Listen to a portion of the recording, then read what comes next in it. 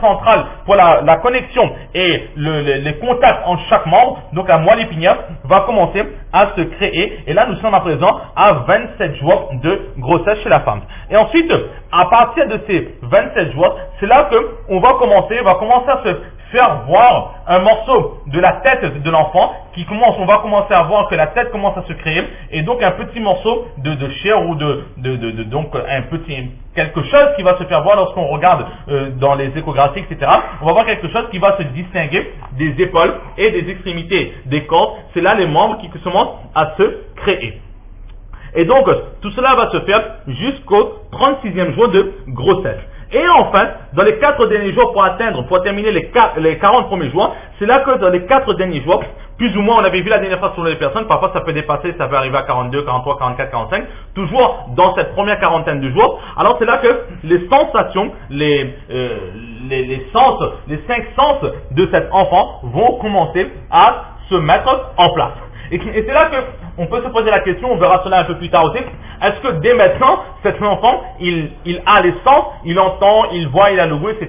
Alors on verra plus tard qu'il y a une petite divergence, et toujours est-il que, même si cet enfant n'est pas encore doté des sens, du toucher, du goût, etc., mais il a à présent la faculté de pouvoir le faire. C'est exactement comme l'enfant, le bébé lorsqu'il vient de naître, il est capable de bouger ses mains inconsciemment, il a la faculté de pouvoir marcher parce qu'il a les pieds, il arrive à faire des mouvements, etc. avec ses pieds. Lorsque l'enfant vient de naître, le pédiatre le met tout de suite debout pour voir est-ce qu'il a déjà en lui cette autonomie, cette faculté d'avancer de par lui-même, donc il pourra faire quelques pas tout seul, c'est automatique. Alors là aussi, cet enfant, il aura cette faculté d'acquérir, de sentir, etc., mais il n'aura pas encore travaillé ses sens. Donc certaines personnes disent qu'il aura la capacité de sentir, de reconnaître, mais il ne pourra pas encore, car il faudra travailler encore cela, et ce n'est pas dès maintenant qu'on va le faire.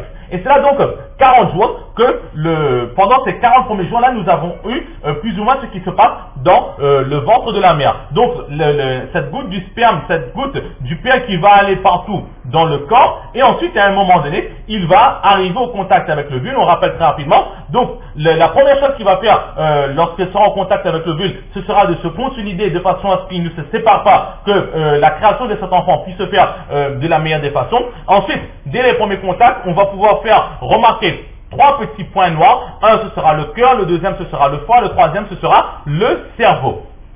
Cela va se faire jusqu'à 9 jours, et ensuite, petit à petit, des petits traits, ainsi que des petits traits qui pourront se faire voir théoriquement, ce seront les futures veines ou les futures artères, et enfin, petit à petit, ces petites veines, petites artères vont commencer à grossir pour effectivement devenir sous forme de canaux, et c'est là que le sang pourra commencer à circuler lorsque le sang va entrer dans cette future création, et là nous sommes à 15 jours de grossesse.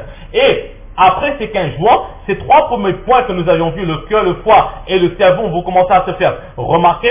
On va distinguer cela plus facilement, et la moelle épinière aussi qui va commencer à prendre place, tout cela jusqu'à 27 jours. Au bout du 27e jour jusqu'au 36e jour, là ce seront chaque membre qui vont commencer à se faire remarquer, et dans les 4 derniers jours de ces premiers 40 jours, donc ce sera la faculté, la possibilité des sens qui vont se faire, qui vont être créés chez cet enfant. Maintenant, la question qu'on peut se poser, c'est que à l'échographie, etc., au bout de 40 jours, il est très très difficile de voir tout cela. La réponse que l'on donne, c'est qu'il est peut-être à l'échographie très très difficile de voir tout cela, mais ce n'est pas parce que les moyens, le progrès d'aujourd'hui n'est toujours pas capable de distinguer quelque chose que cela ne s'est pas fait. Donc c'est effectivement selon l'enseignement de nos pieux ce qui se passe, mais effectivement il est très difficile de le voir par les appareils peut-être, mais au bout dans les deuxièmes 40 jours, donc petit à petit tout ce qu'on a dit là, cela va commencer à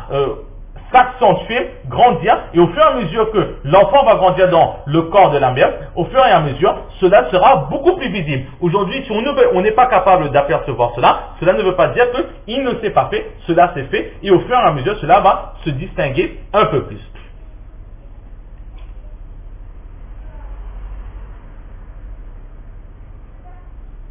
Donc, ça c'est un point que Ibn Hajar al-Asqalani il a précisé. Et il dit même que de 40 à 80 jours, cela va se faire voir un peu plus. Et de 80 à 120 jours, donc jusqu'au 4e mois, c'est là qu'on va vraiment voir le changement et l'évolution de ces deux gouttes impures, où là on peut éventuellement peut-être ressentir, peut-être voir certains petits mouvements de ce fœtus. Et à l'unanimité des savants, après ces 120 jours, on verra dans le hadith, c'est là que l'âme sera insufflée dans le corps de cet enfant.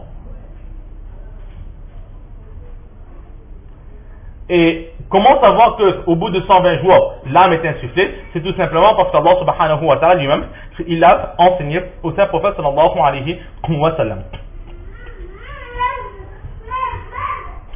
Certaines personnes disent qu'il est possible qu'au bout des 40 premiers jours, alors là déjà, cette goutte de sang, cette goutte de sperme et cette ovule de la mère, il est possible que pendant ces 40 premiers jours, il y a déjà un partage qui est fait, qu'une partie de cette semence et une partie de cette goutte de sang de la mère vont être utilisées pour la peau, cette partie sera utilisée pour les os, cette partie sera utilisée pour telle ou telle chose. Donc il est possible aussi que pendant ces 40 premiers jours, tout cela est défini et au fur et à mesure que, tant qu'on n'en a pas besoin, on va dire que ça reste un petit peu dans un stock d'un côté, et lorsqu'on aura besoin, eh bien les particules de sang, vraiment c'est vraiment minime. Là on voit à partir de quoi est-ce qu'Allah subhanahu wa ta'ala nous crée, et de ces deux petites gouttes-là, comment est-ce que l'être humain peut grandir et devenir aussi grand que nous sommes, ou encore aussi grand que nos parents, etc.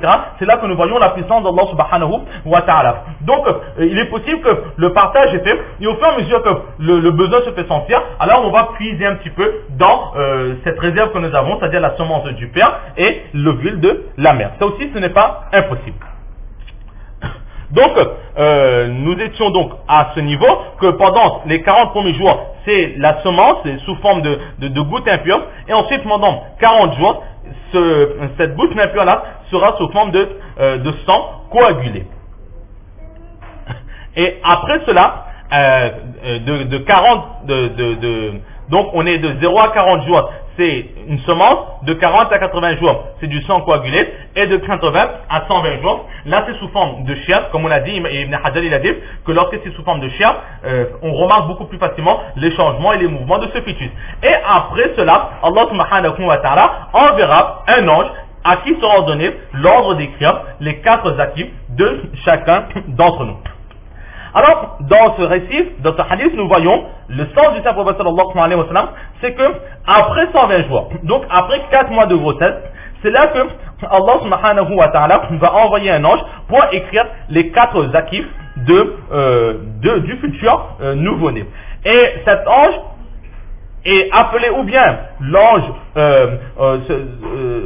c'est-à-dire que cet ange, ou bien on l'appelle l'ange qui surveille la matrice de la merde, ou bien parfois on appelle Al-Malakul Mursal, l'ange qui a été envoyé par Allah subhanahu wa ta'ala. Donc là c'est quelque chose de normal, de facile à comprendre. Mais maintenant, il y a un petit problème par rapport à un autre récit qui se trouve dans le Muslim Sharif. Nous avons vu que dans Bukhari Sharif, on nous dit bien que après 120 jours, l'ange est envoyé pour écrire les 4 zakif. Mais dans un récit du Muslim Sharif, donc il y a un livre authentique aussi de hadith, il est dit que les éléments de la création de chacun d'entre vous est réunis dans le ventre de vos mères pendant 40 jours. Après ces 40 jours, cela devient du sang coagulé pendant encore 40 jours. Et après cela devient un embryon pendant 40 jours.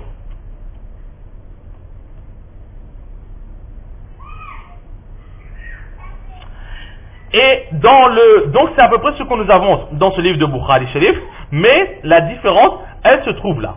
La différence, c'est que dans le Bukhari Sharif, il est dit qu'après ces 120 jours, Allah subhanahu wa ta'ala envoie l'ange pour écrire les 4 zakis de chacun d'entre nous. وَيُؤْمَرُ بِأَرْبَعِ كَلِمَاتٍ وَيُقَالُ لَهُ, lui est donc dit اُكْتُبْ عَمَلَهُ, écrit les actions de cette personne, la subsistance de cette personne, le temps de vie de cette personne, et est-ce qu'elle sera parmi les chanceuses ou bien les perdantes. Et ensuite, ثُمَّ يُنْفَخُ فِيهِ الرُّوحُ, après avoir écrit la destinée de cet enfant, sera insufflé l'âme. Là, c'est ce que nous avons dans le Bukhari Sharif que vous pouvez voir. Mais dans le Muslim Sharif, il y a un petit changement. Le changement, c'est quoi? Summa yursalul malak. Ensuite, l'ange est envoyé. Fayunfakhu fihi ar-ruh. Ensuite, l'âme est insufflée. Wa yu'maru bi arba'i kalimatin.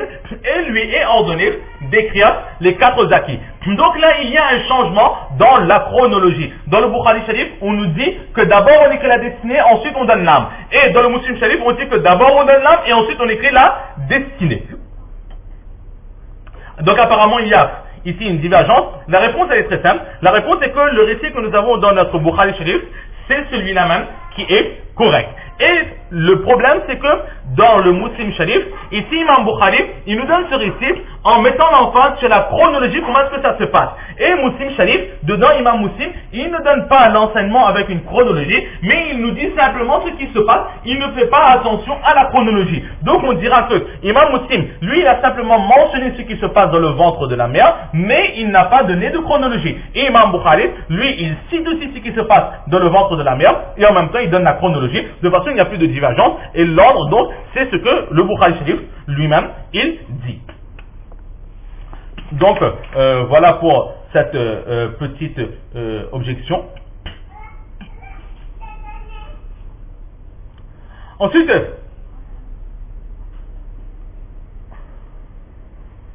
le problème, c'est que dans ce récit du Bukhari Sharif, un autre problème que nous avons, c'est que là nous voyons que l'ange, il est envoyé au bout de 120 jours. Au bout de 120 jours, là, l'ange, il est envoyé et il va écrire la destinée, etc. Et ensuite, il va donner vie, il va insuffler l'âme dans le corps de cet enfant. Mais dans beaucoup d'autres hadiths, nous voyons que l'ange ne vient pas au bout de 120 jours. Mais avant les 120 jours, l'ange, il est déjà présent. Donc comment cela? Dans un récit, on dit que l'ange vient au bout de 120 jours, et dans d'autres récits, il dit qu'il vient beaucoup plus tôt. Par exemple, dans un récit, il dit que au bout de 40 ou 45 jours, lorsque la semence du père est entrée en contact avec l'ovule de la mère, et donc au bout de 40 ou 45 jours, c'est là que l'ange est envoyé par Allah subhanahu wa ta'ala, et il dit: oh mon Seigneur, est-ce que ce sera un chanceux ou est-ce que ce sera un perdant? Dans un autre récit, il dit que lorsque après 42 jours après l'intimité des parents, Allah subhanahu wa ta'ala envoie un ange qui va mettre en place la physionomie et le physique de cet enfant, va créer lui la vue et la peau de cet enfant. Dans un récit de Huzayfa ibn Usayd radiyallahu ta'ala, il dit que la semence va en contact avec l'ovule au bout de 40 jours, et ensuite l'ange est envoyé auprès de ce fœtus. Dans un autre récit, nous voyons que un ange qui est là pour protéger la matrice de la mère est envoyé. Et lorsqu'Allah subhanahu wa ta'ala décide de créer quelque chose, alors au bout de plus ou moins, après le 40e jour, il va donner l'ordre